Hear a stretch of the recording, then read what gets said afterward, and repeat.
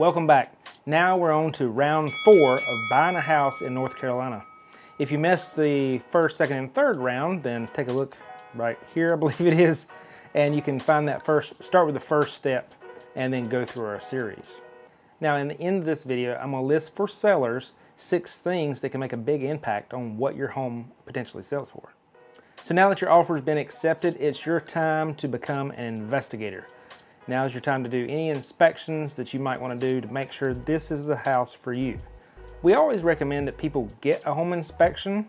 It gives you a broad range of what the issues or problems could be in the future for the house that you're looking at potentially buying. But I also tell my clients that the number one thing to know about home inspections is you're going to get a 40-page report or so of issues with the house.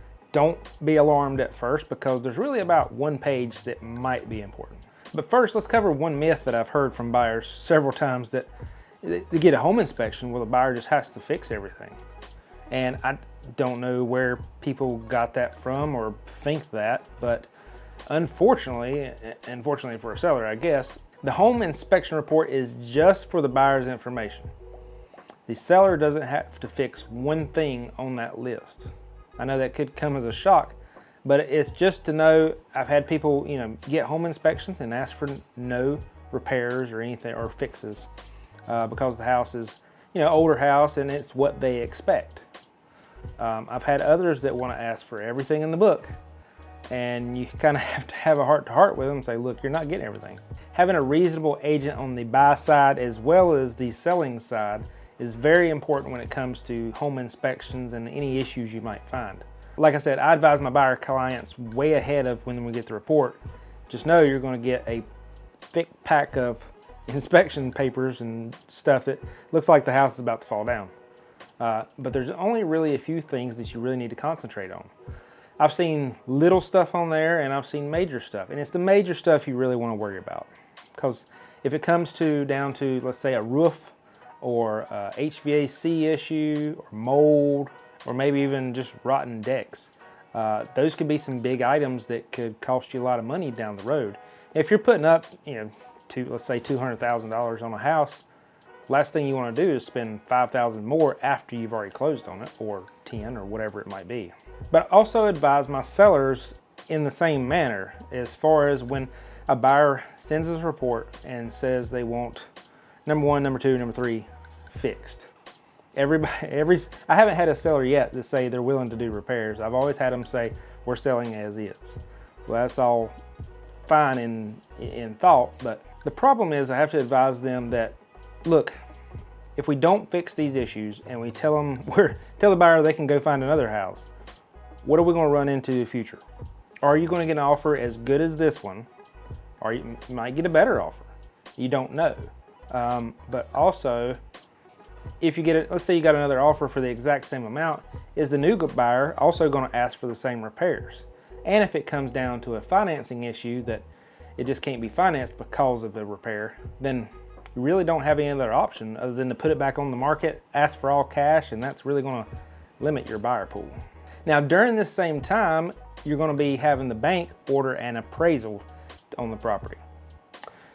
Banks just don't loan out money because they're good guys. These are investments for banks. So they want to make sure that what they're giving money for is actually worth what you offered on it. They have to look into account that if you don't pay, they're going to have to sell it. And if they can't sell it for what you paid for it, that's going to be an issue for other people in the company. Another common myth is that appraisers work for the bank. They don't. It goes into, they make the order, it goes into a pool of appraisers and someone picks it up. It's an unbiased opinion of price so that they don't have a dog in the fight. So you're getting a fair opinion of what the property is worth. Now, another thing to take into account, this is kind of like inspections, is that appraisers, depending on the loan, look for safety issues. Some of the common things I've seen is rotten deck boards. That's a major one. Handrails, or should be handrails, whether it's code or not. Some appraisers require handrails. And things like broken windows. I think banks really just don't want anybody to get sued on the property for injury and then you not be able to make the mortgage payment. So let's say you're not only buying a house in North Carolina, maybe you're selling a house. What's some ways that you can up the value? Now, there's two different values, and I have to explain this to seller. There are values that are your opinions, and there are values that actually raise the purchase price. One example I have is a client that removed a bunch of trees from their front yard. Does that add value? Depends. If the buyer wanted to come in that was looking at the property and wanted to be in the woods, you just ruined it for them. So it doesn't raise any value. There are certain things that you can do to a house that raises the value in your eyes, but not necessarily monetarily.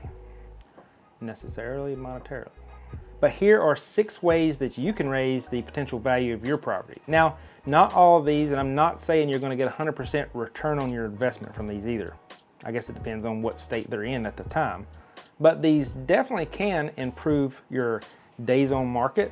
So if you have a shorter days on market, maybe you're not having to make an extra mortgage payment or 2, or depending on how long your home has to sit on the market before it sells.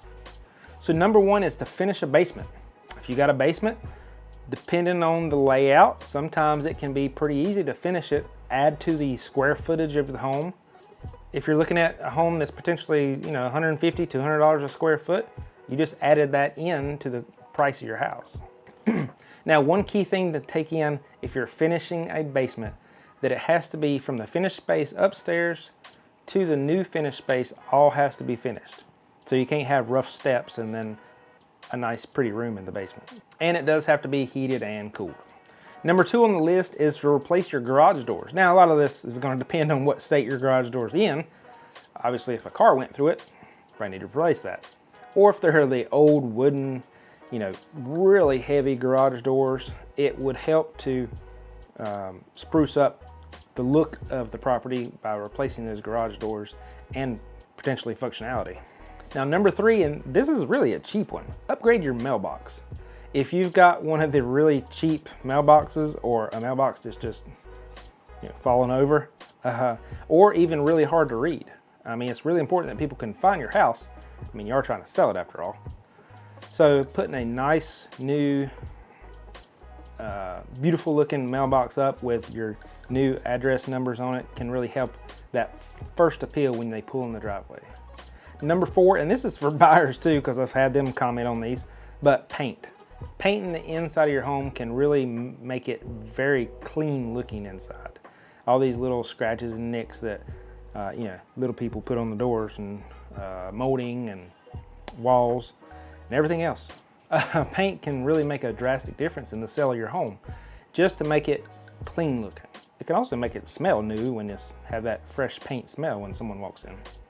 Number 5 is curb appeal. This can make a big difference. And it can be relatively cheap depending on what your property looks like. Maybe you need to replace the shrubs, maybe you just need to cut the shrubs back. Throwing some fertilizer out, greening up the grass, edging the sidewalks, blowing leaves. Little things like that can make a big difference. Now, if you've got the time to play with, like I said, the fertilizer and things like that, take a little bit of time to get, take effect. If you trim the bushes back a lot, you might want to do it several months ahead of time so that the bushes have time to green back up but not overgrow. Also, pressure washing. If you've got bad sunlight or under trees or something like that where you've got a lot of mold on the siding or walls and windows, this would be a great idea to really spruce the outside of that up too. This is the first thing the buyers are going to see online and when they pull in the driveway, so it makes a big difference. And number 6 is a minor kitchen remodel. This can be something as simple as just replacing the countertops. It can be as simple as painting and put new hardware on. I've seen flippers that, if you look close, that's really all they do on a lot of these things is they paint the old cabinets, throw new hardware up, and put countertops on it. It makes a world of difference. Backsplashes are also a nice touch. If you can do it or have the time and ability to do it yourself, it can make a drastic difference. Under cabinet lighting, that's also a dramatic difference if someone turns them on when they go in the house. If not, you might want to just leave them on for the showings. But all these can be done in relatively cheap depending on how much DIY you have in you. All right guys, I hope that was helpful. I hope a couple of these videos are helpful too, and I will see you in the next series.